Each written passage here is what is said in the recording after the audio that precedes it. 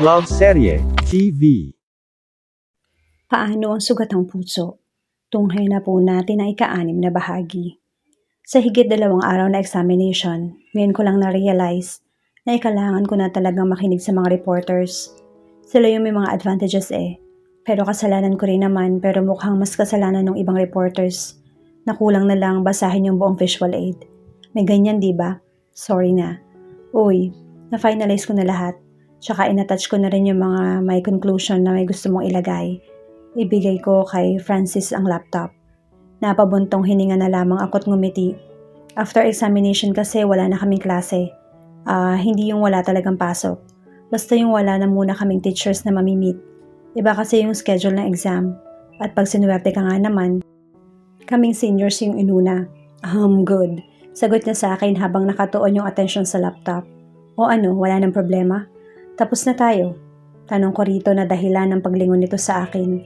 Hala, galit na naman. Napansin ko na lamang yung mga paglapit ng mukha nito sa akin. Nasa library kasi kami ngayon dahil hindi kami pinayagang pumunta sa taas dahil may exams yung juniors. Hoy, bakit? Gulat na tanong ko dito at napasandal pa sa upuan. Sorry, walang tayo. Seryosong sagot nito sa akin at bumalik sa pesto niya. Bigla naman akong kinabahan sa mga nangyari. Munti ka na yun ah. Hi Kay, biglang sabi ni Subiri sa akin, ni Alex. Ano naman kayang trip nito? Naparito ka? Tanong ko sa kanya at busy kuha ng phone sa bag. Wala naman, miss lang kita. Sagot nito sa akin at tinaas pababa yung kilay. Ang OA mo masyado. Umalis ka na nga. Inis na sagot ko sa kanya at nilabas yung phone. Ito naman, kararating ko lang Natatawang sagot nito sa akin. Napatingin kaming lahat sa gawin ni Francis, nakaharap ko lang ngayon sa iisang table. Silence please. Biglang sita ni Ma'am Librarian na nakaharap pa sa monitor. Binalik kasi ni Francis yung upuan pero mukhang may galit siya doon. Kaya napalakas yung ingay, tsaka umalis dala yung laptop. Kasama mo ba yon? Tanong ni Alex habang sinusundan yung pag-alis ni Francis. Oo, pero hayaan mo na siya. Ganun talaga yon. May naaamoy ako. Wika nito na dahilan ng pagka-conscious ko sa sariling hygiene. That all. Hindi ikaw. What I mean is, wag na nga lang. Sige, una na ako. Paalam nito sa akin. Hoy, naputol yung sasabihin ko nang lumingon si Ma'am sa gawi ko. One new message from unknown number. Reply me ASAP pag natapos kayo mag-date. Kailangan na natin ng hard copy. Date talaga? May galit yata atong Francis na to sa akin Akala ko ba magiging okay na kami once matapos na yung research paper namin? FYI, hindi kami nagde-date. San ka ba? Kinukuha ko na yung bag tsaka lumabas ng library. Coffee shop. Nagulat na lang ako sa naging sagot nito. Ang bilis nun ha. Malayo-layo rito yon. Dito sa school. Ba't ka ba napunta dyan? Lumipad ka ba ha? Ang nega mo sobra. Naglakad lang ako palabas dahil alam kong yung matatalo sa negang yon. Pupunta ka ba o hindi? Pambungad na tawag ni Francis sa kabila. Pupunta na nga ang atat mo. Sagot ko sa kanya at inend yung call. Yung lalaking yun ang lakas mag-walk out tapos may gagawin pala kami. Hay, ang hirap niyang i-handle. Buti nga medyo may naiwan pa akong pasensya dahil kung hindi, ewan ko na talaga. Nakaabot na rin ako sa mga destinasyon ko kung saan nandoon yung nega. Tanong ko dito at umupo sa pwesto nito. Tiningnan niya lang ako sang seryoso na kala mo talaga libing ko na bukas. Galit kaya to sa akin? May nagawa ba ako? Hoy Francis, nakakatakot ka na ha? Itigil mo yan. Sabi ko rito at binaling yung tingin sa ibang pwesto. Sir, eto na yung order nyo. Biglang lapag ni kuya ng 2 shake at cake. Akala ko ba kailangan pa natin ng hard copy no? Eat. Para naman akong aso sa oras na to. Wala naman din ako magagawa dahil kulang na lang papatayin ako ng tingin nitong si Francis. Tahimik lang kami kumain habang seryoso yung negang kakatingin sa phone nito. Oy Francis, tawag ko sa kanya pero hindi pa rin ito lumilingon. Nabingi yata. Ilang sandali pa'y nag-iwan yun ng 200 sa table, saka umunang umalis dahilan para mapasunod ako. Oy Francis, ayaw talagang makinig. Uy, humarap ka nga. Malakas kong tawag dito pero hindi pa rin lumilingon. Hoy, Francis, sagutin mo nga ako. Sa pinakahuling tawag ko huminto ito at humarap sa akin. Ano sabi mo? Medyo galit na tanong sa akin. Hala, galit talaga to, for sure. Ha? Hindi ka kasi nakikinig, kanina pa ako tumatawag sa'yo. Iba yung narinig ko. Ano bang sinasabi ko? Alam ko na. Kanina pa kita tinatawag, hindi ka naman sumasagot. Sagot sa kanya. Ilang sandali pa nagulat na lang ako nang palapit na naman siya sa akin. Tama ba yung sinabi ko? Wala naman akong nabanggit na salitang tayo Alam kong yun lang ang hiling pansinin nito. Halos ikamatay ko na yata yung paglapit ni Francis sa mukha ko nang dumiretso siya sa may tenga ko. Ba't naman kita sasagutin? Kung hindi ka man lang nanliligaw sa akin. Sagot na ikinagulat ko ng sobra. Naramdaman ko pa yung maiinit na paghinga nito at napangiti pa siya nung lumayo sa akin. Kinabahan ako dun Hoy, tigil-tigilan mo nga Francis yan Sinasabi ko sa'yo. Naiilang na sagot ko sa kanya. Ano bang pinagsasasabi nito? Hindi ko nga gusto yung sitwasyon Parang akong papatayin sa kaba. Sagutin mo nga ako. Biglang wika nito na mas kinabigla ko ng sobra. Narinig mo ba yung sinasabi mo? Inis kong tanong sa kanya. O baka naman ayaw mo lang dahil may nasagot ka na. Ano daw? Napapano ka ba Gawin na lang kaya natin tong kulang para tapos na. Wika ako rito at inunahan na siyang maglakad.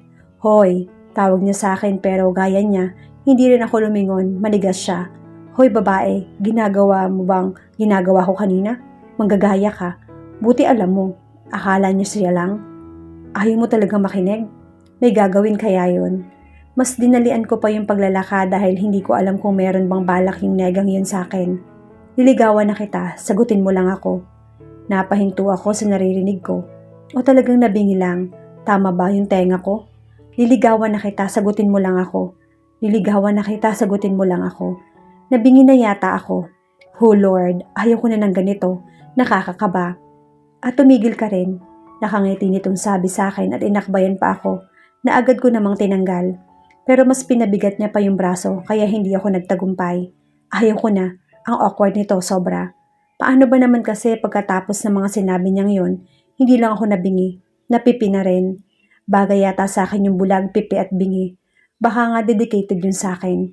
Sino bang singer nun at mapasalamatan ko naman? 3 copies yung piniprint ko sa akin. Sa'yo tsaka kay ma'am. Napangiti nitong bigay sa akin. Tumango lang ako bilang sagot at nilagay yung binigay niya sa mga bag. Andito kami sa bahay ng negang to. Ilang layo rin man sa bahay namin. O paano, tapos na tayo, okay na? Sarkastikong tanong ko sa kanya. Mali yata yung year na na-encode ko. Ano? Gulat kong reaksyon. Ano ba namang akala ko tapos na? Pero nabago ko pala kaya okay na. Biglang bawi nung sinabi na dahilan ng paghampas ko sa braso niya. Uy, easy. Wala pa nga tayo, sinasaktan mo na ako. Anong sabi mo? Inis kong wika sa kanya at hampasin ulit siya ng panibago. Pinagtitiripan yata ako ng negang to kung anong pinagsasasabi. Okay na nga, itigil mo na yan. Hoy Francis, magtapat ka nga sa akin. Ano ipagtatapat ko? Natatawang tanong nito at hinimas-himas pa yung brasong nahampas ko. Hina mo, Kois. Magtapat ka na kasi. Biglang sulpot ng kung sino. Agad ko naman tiningnan kung sino yung nagsalita. Si Francis ba to? Malamang hindi. Tiningnan ko yung hinampas ko kanina at yung nagsalita ngayon. Magkamukha sila. Sorry, naka-istorbo yata ako Sagot, tsaka umalis. Una na ako. Biglang paalam ko na lang sa kanya at kinuha yung bag. Ako na magdadala. Biglang bawi nito.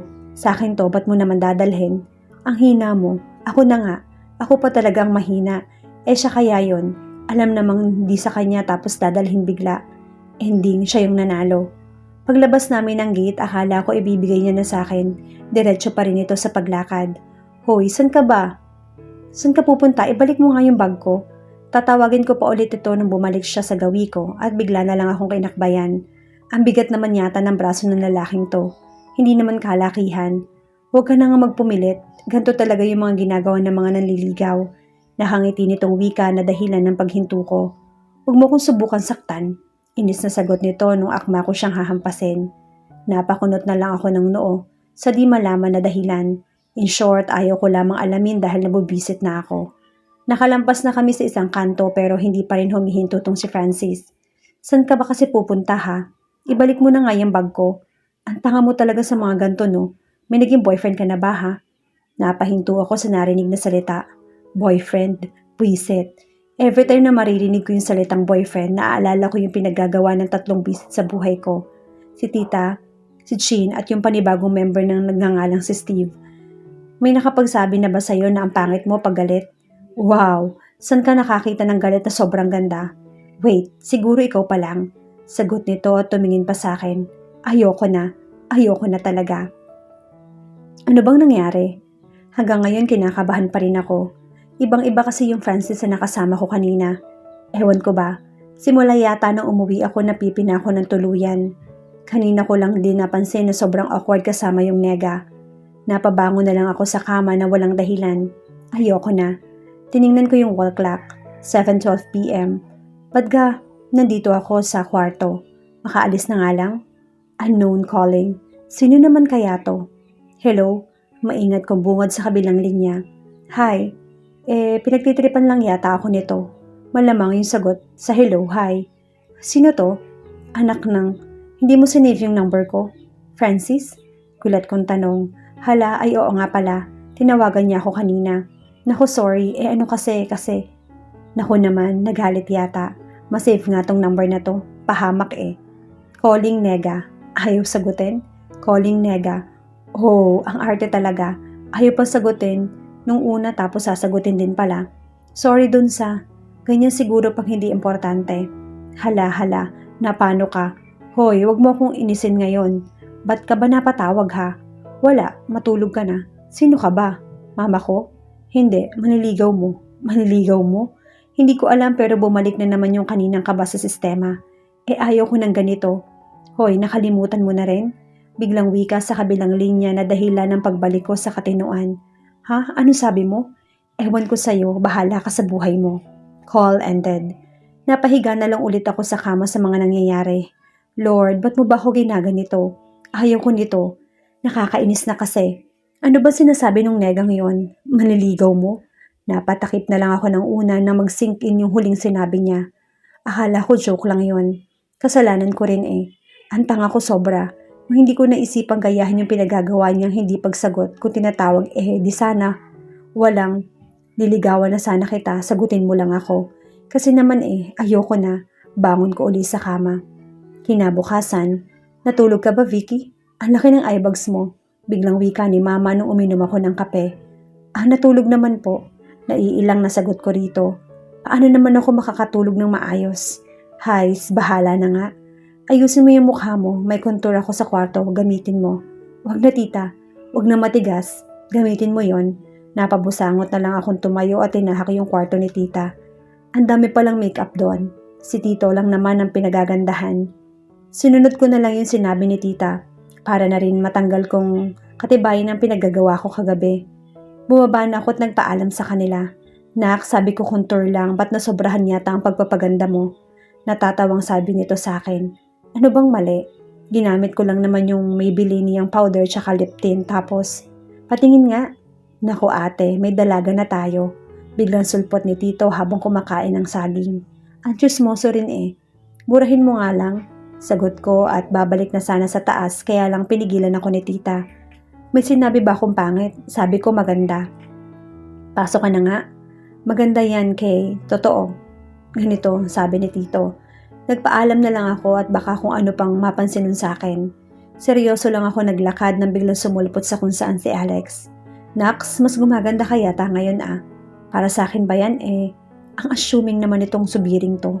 Hindi hindi lang ako nakatulog kagabi kaya tinakpan ko lang yung ebidensya. Sagot ko rito at pinagpatuloy yung paglalakad. Wow ha, hindi ka pa nakatulog sa lagay na yan. Natatawa nitong sagot sa akin kaya napailing na lang ako. Nga pala, yung payong mo. Kunin mo na. Sabi ko at saka binuksan yung bag kaya lang bigla niya lang hinawakan yung kamay kong nakahawak sa may zipper nito. Kukunin mo na? Hindi na, sa'yo na lang talaga yan. Sagot niya at saka binitawan yung kamay ko. Isinara ko muna yon kaya lang umuna na itong paglalakad. Alex, antay naman. Itinaas niya lang yung ng kamay at dumiretso ng paglalakad. Na paano ba yun? Bahala siya. Pinagpatuloy ko lang yung paglalakad nang biglang may nagsalita na pilit ko sanang iniiwasan. Anong sabi nun? Wika ni Francis na ikinahinto ko pa. Napatingin to sa akin pero pinagpatuloy ko lang yung paglalakad. Na paano yun? Okay na rin siguro to, hindi ko kakabahan pag nandyan niyang negang yan. Tatayo ka lang ba dyan? Biglang wika nito. Akala ko ba umuna tong maglakad? Sunod lang nang napansin yung paghablot niya sa akin. God, sabing ayaw ko na Francis, kaya ko naman maglakad, bitawan mo na ako. Sabi ko rito nung pansin kong may ilang tao na sa daan pero hindi pa rin nakikinig. Galit ka pa rin ba sa akin? Mahina akong tanong dahil baka mabuliwan pa ako nitong negang to. Akala ko hindi pa rin to sasagot pero bigla na lang siyang huminto at tumingin sa akin ng seryoso na dahilan para mapabaling ako sa ibang direksyon. Ayoko na nito. Sabihan mo nga ako. Gusto mo ba si Alex? Hala na paano na? Anong Alex? Baka ibang subiri yon. Hindi no? Sagot ko at sinimulang maglakad. Hinto ka kasi. Mag-usap muna tayo. Biglang balik niya sa akin sa kaninang pwesto. Ako? Anong ikaw? Ito yun Yung sinasabi kong awkward. Ito talaga yon. Ano mo ko? Ano nga ba siya? Classmate? Tama. Classmate na sobrang nega. Pwede na rin bang mag-audition para mambibisit sa akin? O diba? Walang sayo. Maniligaw mo ko, okay? Tapos, una ko pang makita sa umaga yung pakikipag-usap mo sa ibang lalaki. Oh God, ano ba itong pinasok ko? Akin na nga yung bag mo.